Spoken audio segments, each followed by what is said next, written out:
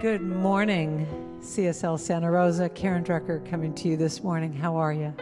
I hope you'll sing with me. This is my magic wand that says that you can sing. So it's pretty easy. I'll show you how it goes.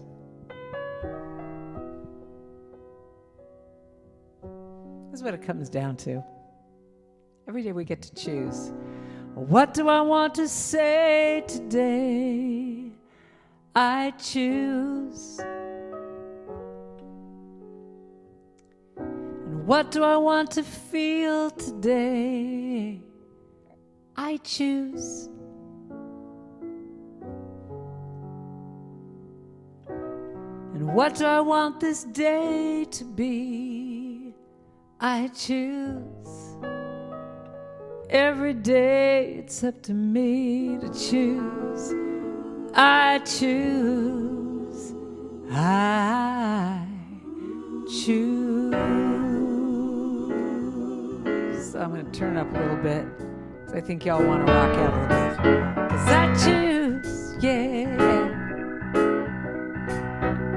So here's how it goes.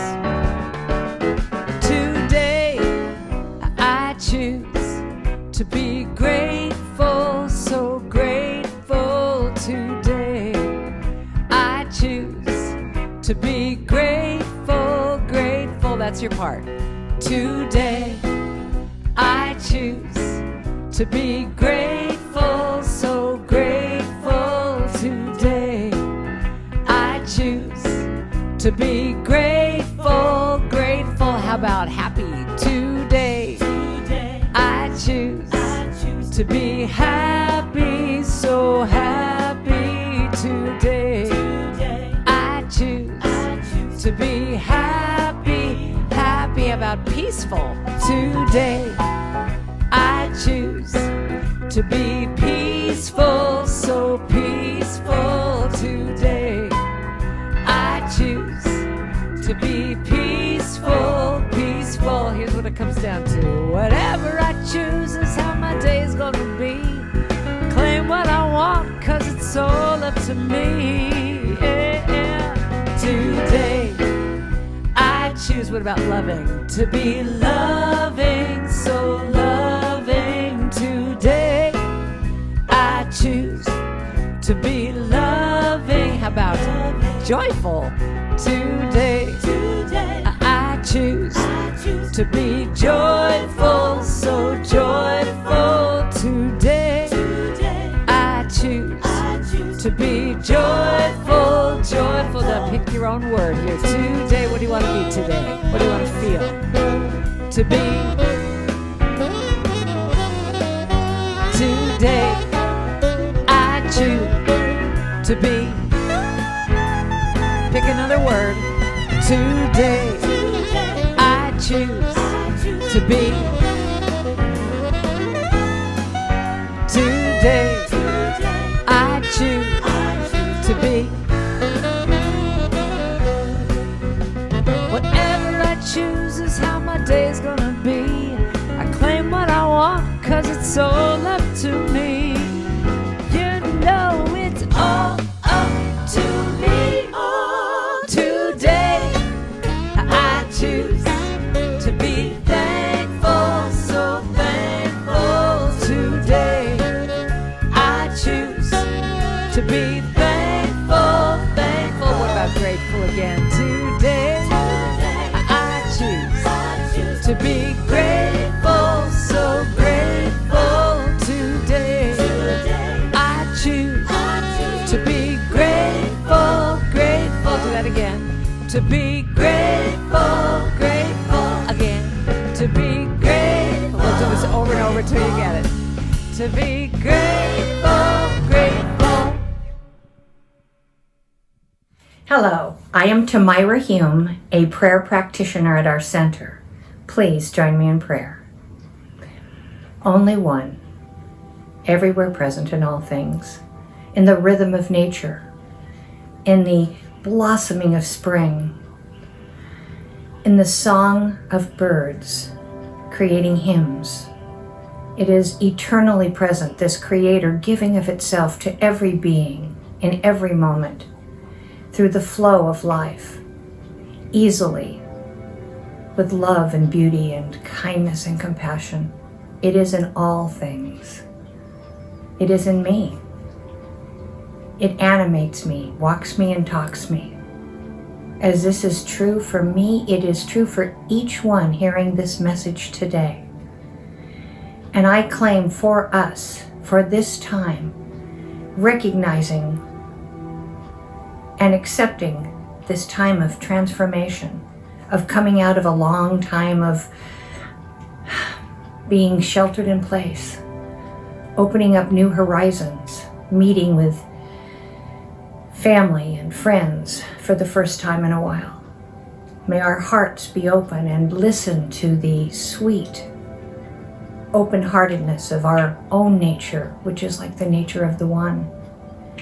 And may each one hear something in the music or the message or the prayer that opens their heart even further and allows them to take in the good that is already present right there where they are. I am very grateful for the knowing of this. And with that gratitude, I just lift up this prayer and offer it to the law, to the one that makes it so, and it is already done. And together we say, and so it is. I am going to read today's affirmation from our book of prayers and wisdom and vision. I am one with the rhythm of life, with its love, with its peace, with its nature. Its nature is my nature, and so it is. Hello, and welcome to the Center for Spiritual Living, Santa Rosa's virtual Sunday service. I'm Jennifer Mann, longtime member, former trustee on the board, and this year marks my 25th year as a licensed prayer practitioner.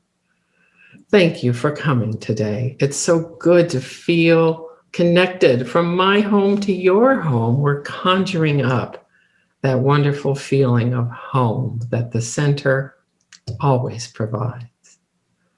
Now, I said I was a longtime member, but it didn't start that way. It took me 8 years. I don't know what the hesitation was for. I have an invitation for you today to come to our membership outreach gathering, which is Sunday, April 25th at 1 o'clock on Zoom.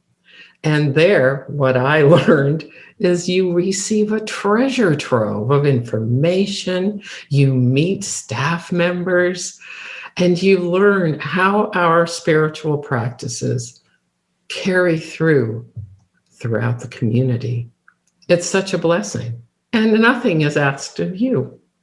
Your choice whether to join or not, but you could check it out.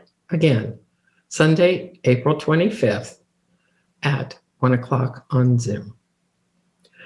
Now, that's one way to support the center by becoming a member, but you could also just drop a little contribution onto our website if you feel so moved, or our Facebook page has a donate button, or you could write a check to our mailing address.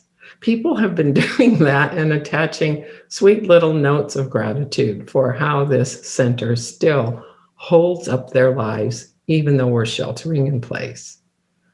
Your choice. Again, welcome and thank you for being here. I have the pleasure of introducing our guest speaker today.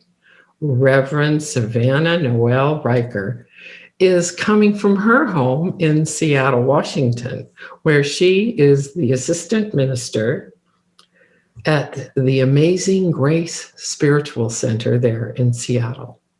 Now, I first met her in 2004 at Asilomar, which was a summer gathering of religious scientists from all over the world coming together to learn from each other. And that was the year that the leadership recognized that shining a light on our youth, our teens, and our young adults was a brilliant idea, and offering positions of leadership to the youth. So Savanna was one of the teens who was given a prestigious keynote address spot in Merrill Hall at Asilomar, and I will never forget it. Such a light she was. Well, she has carried that light forward. And in 2012, she completed her Master of Consciousness Studies while living in Egypt for 8 months during their revolution. And there she deepened her passion for global outreach, which she has carried forth. She's the youngest ordained minister in our movement. She's a teacher, a retreat facilitator, a wonderful speaker, and she's bringing her message on the winds of change to us today from her home in Seattle, right here into your own homes as you listen. So thank you for being here and welcome. I wrote this song with Kate Munger. Take me with you, I'm ready to go. Let the winds of change shape and blow, 'cause I am willing to see another part of me.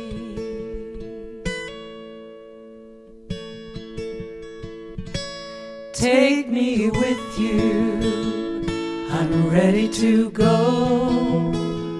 Let the winds of change shape and blow. Now I am willing to see another part of me. Yeah. Take me with you. Take me with you. I'm ready to go. I'm ready to go. Let the winds of change. Let the winds of change shape and blow. Shape and blow. 'Cause I am willing to start a brand new chapter of my heart.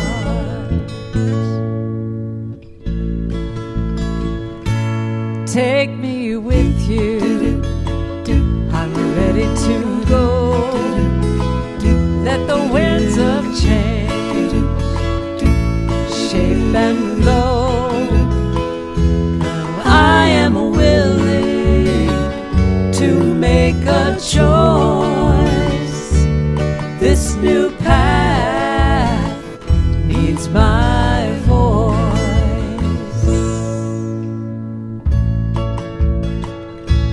Take me with you, I'm ready to go. Let the winds of change shape and blow. Now I am willing to let go. I surrender, and I know, 'cause I am willing to let go. I surrender, and I know. I surrender, and I know. I surrender, and now I know.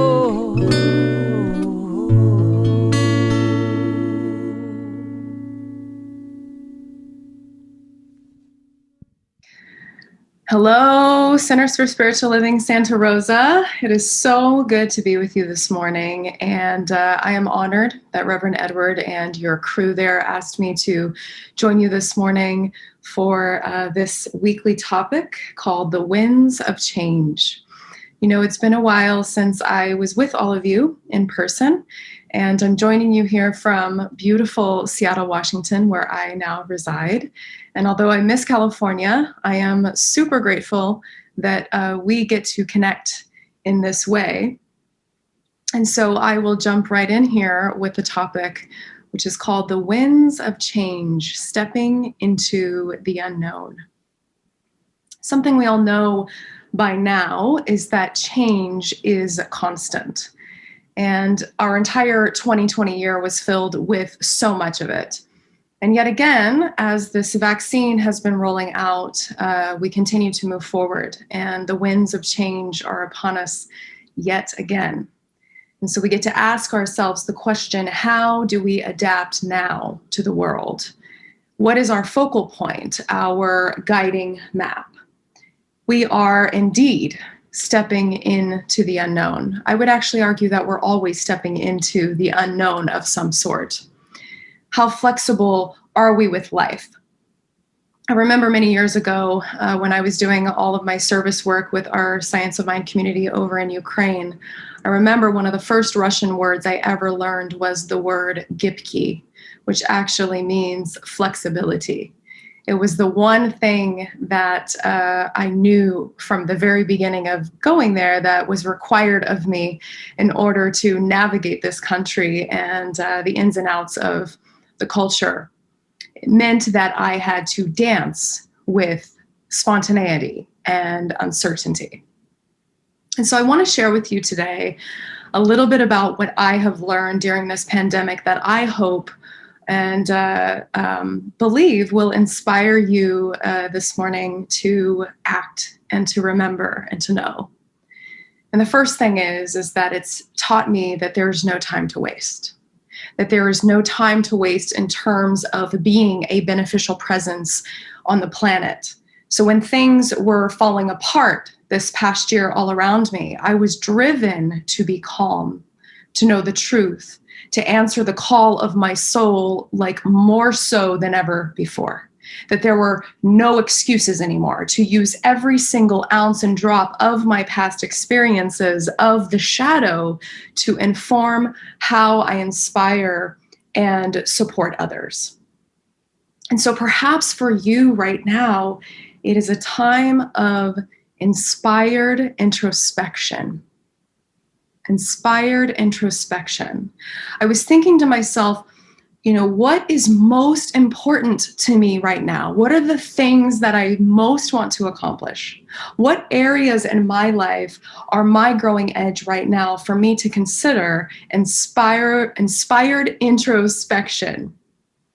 I was thinking back as I was writing this about the inauguration back in January with the incredible poet Amanda Gorman. And she brought us this beautiful poem that speaks to where we've been and where we're going.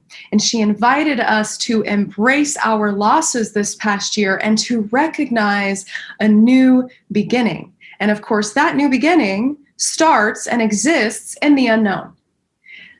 She says, when day comes, we ask ourselves, where can we find light in this never-ending shade? The loss we carry, a sea we must wade. We braved the belly of the beast. We've learned that quiet isn't always peace, and the norms and notions of what just isn't always justice. And yet the dawn is ours before we knew it. Somehow we do it. I love this so much, because it speaks to not only where we have been, but the dawn is ours before we know it. And somehow we do it. And that is part of being in the unknown, of stepping into the unknown. The unknown is the creative void of infinite possibility. It is where the seeds are planted and then where we get to test those faith muscles.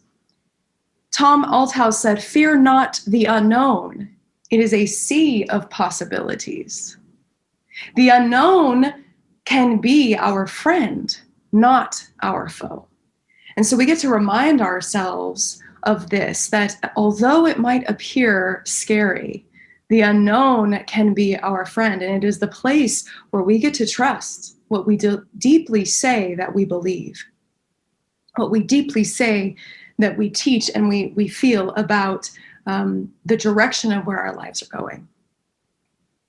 I was on a podcast recently called Turning Points. And I was on this podcast with an acquaintance of mine, and the entire premise that they ask of each guest is this question: what was the turning point in your life where you realized that the God of your childhood or what you were taught about life changed, was not what you believed? Where did your spiritual path begin? And I really had to think about this one, because unlike many people who discovered the books, Illusions by Richard Bach or Think and Grow Rich, or someone turned them on to Wayne Dyer, for me, it was so different. It was like following a bouncing ball. I always say that I was seriously spirit-led, even though I didn't even know what spirit was. I had no desire for religion. And I moved my life from West Texas to Colorado, and I walked into Mile High Church of Religious Science, and I followed every single opportunity that was presented before me and said yes often. And when I walked into Mile High, I remember auditioning for a talent show. And it was one of those things where I never intended on staying. They took me down afterwards to meet the teen group. And I noticed all around me that there were no teens, there were no kids. I was it. So what happened all of those years after was by grace, was me following the next opportunity offered, and the next and the next. And so for a young person, I obviously have had an incredible life, traveling the world and teaching science of mind everywhere. But during the show, one of the questions they asked me was, how have you cultivated this incredible amount of trust and courage in terms of your purpose and doing the next thing, following that bouncing ball? Like, how have you not stayed stagnant and comfortable? How are you unafraid and you just leap into the unknown? And I thought, that is a beautiful question. I have never really thought about that. How was I so courageous? How did I just take a leap into the unknown? And of course, I would initially fall back on my astrological sign, because Sagittariuses love to travel and we are curious and love adventure.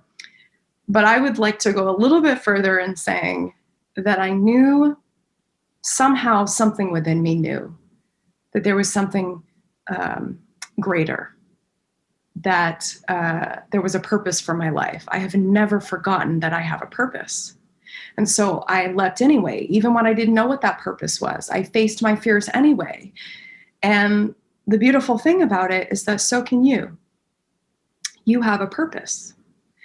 And there is a soul call and a purpose for your life. And there is a vision that is always pulling you. And I knew that. I just didn't actually know the steps that were going to get me there. And so it's a requirement that we trust, no matter what, that we do the work of trusting. And so this time period that we have found ourselves in is forcing us to trust that there is nothing obstructing the divine pattern. I'll say that again. It's forcing us to trust that there is nothing that is obstructing the divine pattern, because spirit, God, life is right where we are. Let's breathe that in for a second. The spirit is right where we are. And so within the human struggle of our perceived limitations, when we think that our good is somehow being withheld from us, or we feel we are not free, we just remember, God is right where we are. The unknown feels a little dark, but where, as Amanda says, where can we find light in this never-ending shade? Where do we find light in the never-ending shade? We remind ourselves that spirit is right where we are. It is the very essence of your being, and it is at the center, as Ernest Holmes says, the center as well as the circumference of your life. And spirit is the sustaining principle of my life and your life. So we are always setting in motion the laws of mind as we're thinking. And there is nothing within me or you, as I said before, that can obstruct the divine pattern. And so we get to, and I have to remind myself that nothing is obstructing this plan. There might be twists and turns and roller coasters for time and again, but nothing is obstructing the divine plan for my life. With the setbacks and the struggles, that there is always a vision that is pulling and calling me forward to be about. There is something within me that spirit and life is asking me to become more of.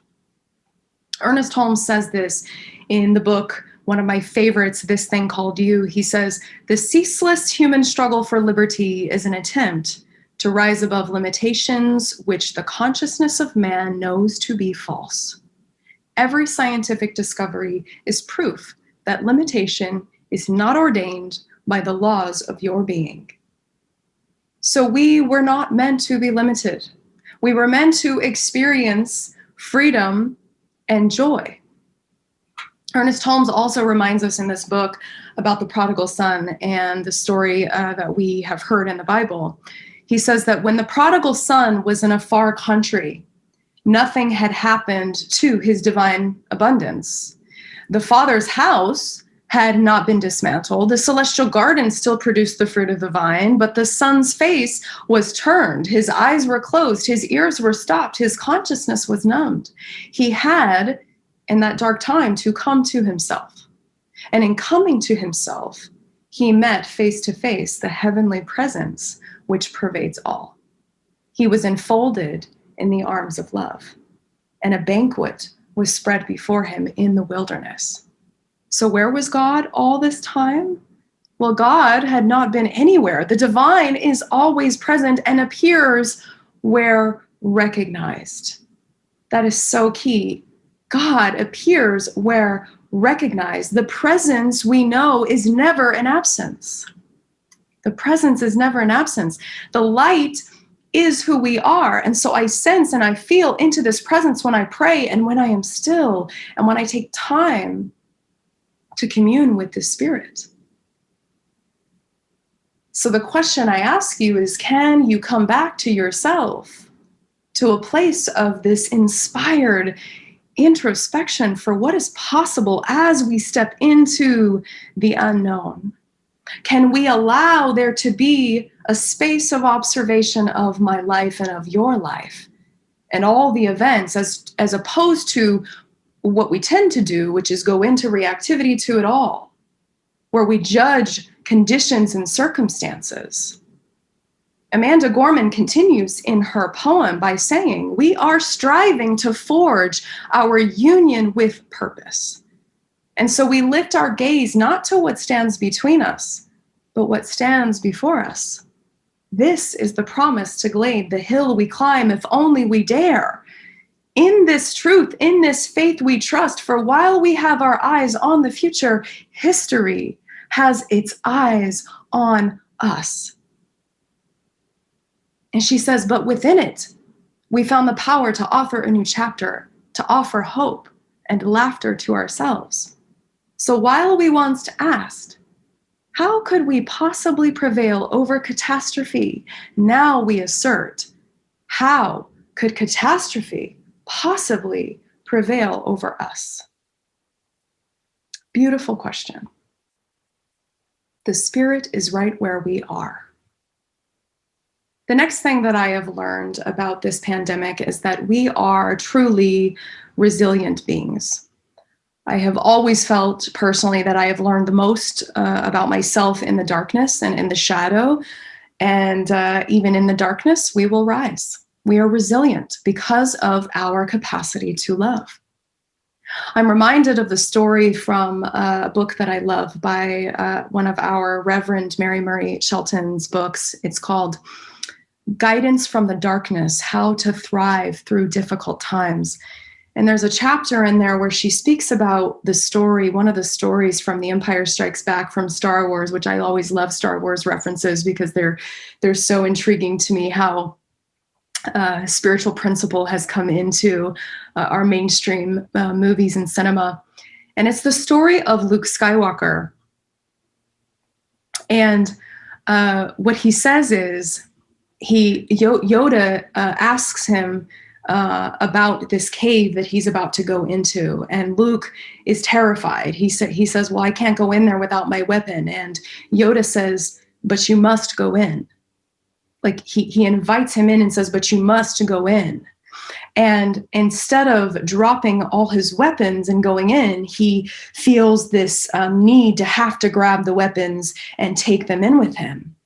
And what I recognized from this story, in terms of how this is a metaphor for our own lives, is what we have been invited to time and again is to go into that cave, is to let down our armor, to let go of our weapons, and to sit with our own darkness and discomfort and pain and grief and sorrow and not run away and hide, or to let go and to let our guard down and sit in what I call the surrendered heart. It is that surrendered place where we are undefended without those weapons, knowing that we are resilient beings. That is the journey. That is the journey of uncovering the truth self within the shadow, because we all have the shadow, right? The fourth thing that I have learned in this pandemic is that the path of courage is sometimes a very quiet one. You know, courage lives at the heart of our journey into the unknown. When we commit to our soul's growth, one of the first things I was ever told in this teaching is that when you commit to something and you set an intention, everything unlike that thing will show up to test that intention and to have me prove to myself that I know the truth. You know, it's that whole notion that Ernest speaks to about not abandoning the truth in our hour of need. It's just like that. It's to allow us to really ask ourselves if we have become the vibrational match to the thing that we seek. And so my courage continues to pull me towards a greater purpose. And my courage actually is part of my fuel. And it can be part of your fuel to get you to move into the direction of your purpose and your vision. Pema Chodron says it like this: the next time you encounter fear, consider yourself lucky. This is where the courage comes in. Usually we think that brave people have no fear. The truth is that they are intimate with fear. When I was first married, my husband said I was one of the bravest people he knew. When I asked him why, he said, because I was a complete coward, but went ahead and did things anyhow. I love that. And so I'm often reminded to be aware when I am afraid and when I tend to self-abandon. I seek comfort and solace in the external world, in the world of effect. And we are reminded to connect to that inner still place of the Most High.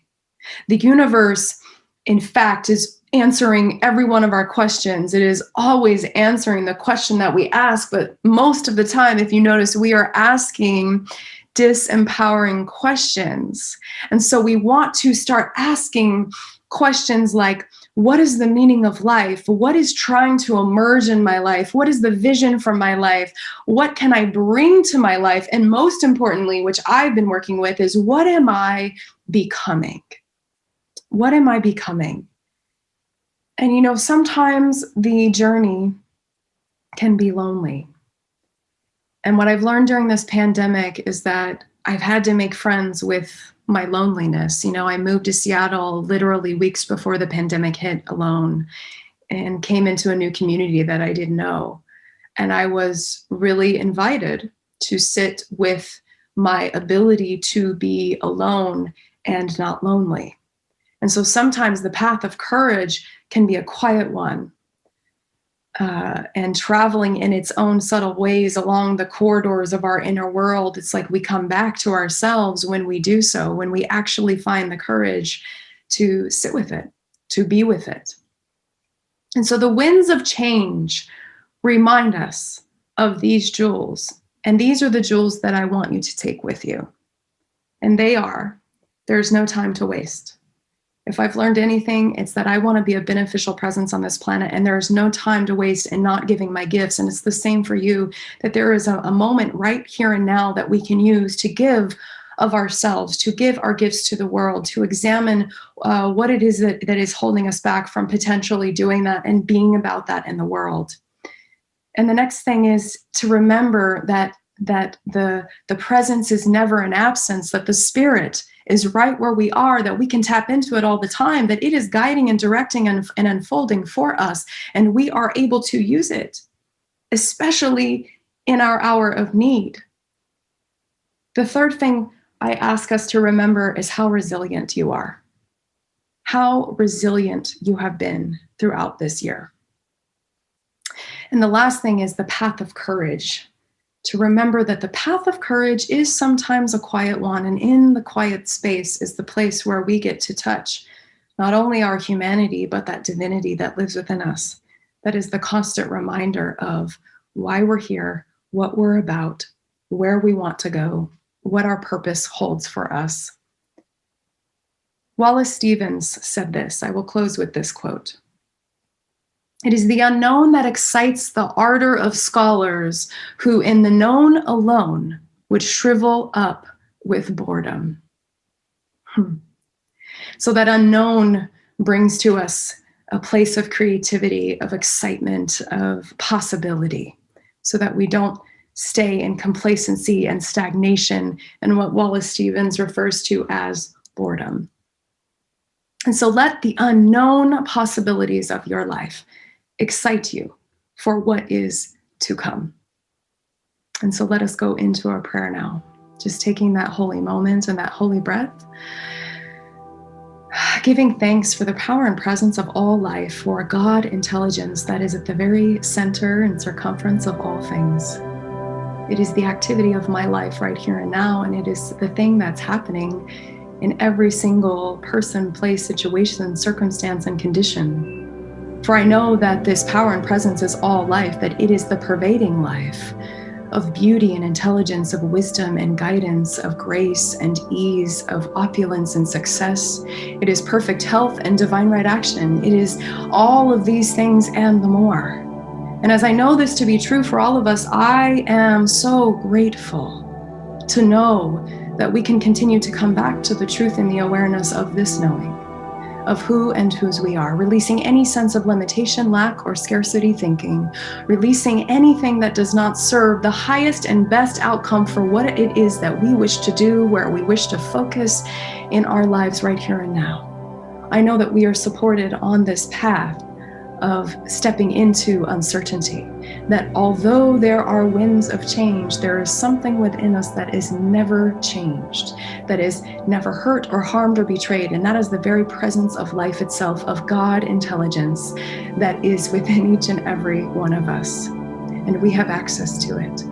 And so releasing any sense of separation or fear, I absolutely claim for us abundance. I claim wholeness. I claim opportunity and divine right action and goodness. I claim the joy that each of us desire and absolutely have preordained into our lives, this joy that we wish to fulfill, to bring forward as we continue to be about service in the world.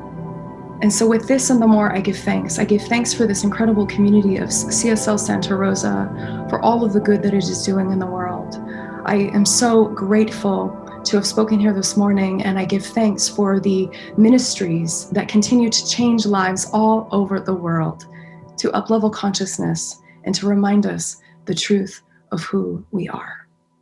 And so with that, I give thanks. I release my word now, and I let it go, and I let it be. And together, let us say, Ashe, and so it is. Amen. Peace and blessings to all of you. Thank you so much for having me, and I'll see you again soon. Hello, I'm Tara Steele, Community Minister here at the Center. I'm delighted to tell you about some upcoming opportunities to be a part of our community. The summer class term is approaching with 7 different courses. Some start the second week of May. Have a look at the class schedule on our website, then take advantage of early bird discount pricing by registering online. Lunchtime learning continues as I lead a conversation focused on the early writings of Ernest Holmes. This Wednesday's topic from the book Love and Law is Relief from Responsibility, noon to 1 p.m. Each fall, the Education Ministry offers an 8-month in-depth experience of the teachings of Science of Mind. Advanced Spiritual Living is an opportunity to join with other students in deepening your understanding and your spiritual practice. Although some participants go on to practitioner studies, others sign up simply for the class experience. If you're intrigued, there's a TEA, Things Everyone Asks, meeting to share details about this powerful course.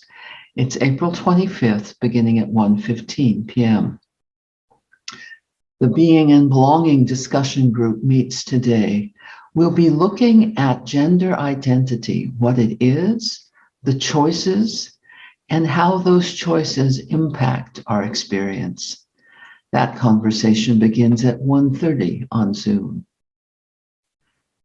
Do you remember the first time you experienced a Center for Spiritual Living? For me, the feeling of coming home was so powerful it brought tears to my eyes. Since then, many people have told me they had a similar experience. It took me a while to become a member of our center. But then I knew what I was doing was deeply acknowledging this is my spiritual home.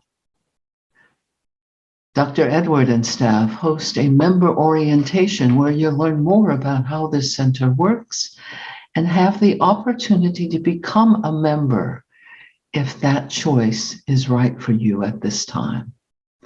To attend the member orientation that begins at 1 p.m. on Sunday, April 25th, please pre-register online. Every Sunday, there is a remarkable gift coming from our prayer practitioners. They offer free, confidential prayer following the service. After service prayer is an opportunity to sit with a practitioner who will pray with you and give you a fresh perspective on whatever it is that you're bringing to prayer. To receive prayer, leave at the end of this broadcast and go to the special link for after service prayer. Thank you again for being here. You are an important part of our spiritual community. Love and blessings. Greetings, beloved community. This is Esther Nicholson, founder and author of Soul Recovery. Recovery is actually the rediscovery, reawakening, and realigning to your essential nature of confidence, empowerment, clarity, a sense of safety, freedom, and your overall well-beingness. So in this workshop, the Healing Code of Forgiveness, Freedom from Shame and Trauma, we're going to release that heavy energetic, that heavy weight of those experiences and those illusions that you've been carrying around. And we are going to get reacquainted with your true identity, who you really are. We are going to reconnect. You are going to reconnect to you, the real you. So join me in this workshop, the Healing Code of Forgiveness, Freedom from Shame and Trauma, Center for Spiritual Living, Santa Rosa, on April 18th. When you register for this workshop, you will be given the link to join us on that date and time where we're going to go in and we're going to heal that inner child. We're going to set you free and reignite you, recover you, the real you. I am so looking forward to being with you, beloved. Peace and blessings. So I think a lot of you might know this song. I hope you'll sing along with me on this. It's real easy if you don't know it. Thank you for this day, Spirit. Thank you for this day, Spirit. Thank you for this day. Thank you for this day, Spirit. Thank you for this day. This healing, this healing, this healing day. This healing, this healing, this healing day. That's the whole thing. Thank you for this day, Spirit. Thank you for this day. Thank you for this day, Spirit. Thank you for this day. This healing, this healing, this healing day. This healing, this healing, this healing day. Here we go. Thank you for this day, Spirit. Thank you for this day. Thank you for this day, Spirit. Thank you for this healing, this healing, this healing, healing day. This healing, this healing, this healing. Thank you for my friends. Thank you for my friends, Spirit. Thank you for my friends. Thank you for my friends, Spirit. Thank you for my friends. My wonderful, my wonderful, wonderful friends. My wonderful. Do that again. We got a lot of friends to thank. Thank you for my friends, Spirit. Thank you for my friends. Thank you for my friends, Spirit. Thank you for my friends. My wonderful, my wonderful, my wonderful friends. My wonderful, my wonderful, my thank you for my health. Thank you for my health, Spirit. Thank you for my health. Thank you for my health, Spirit. My radiant, my radiant, my radiant, my radiant health. My radiant, my radiant, my radiant. Thank you for my life. Thank you for my life, Spirit. Thank you for my life. Thank you for my life, Spirit. My glorious, my glorious, my glorious, glorious life. My glorious, my glorious, my glorious. How about thank you for my wealth? Thank you for my wealth, Spirit.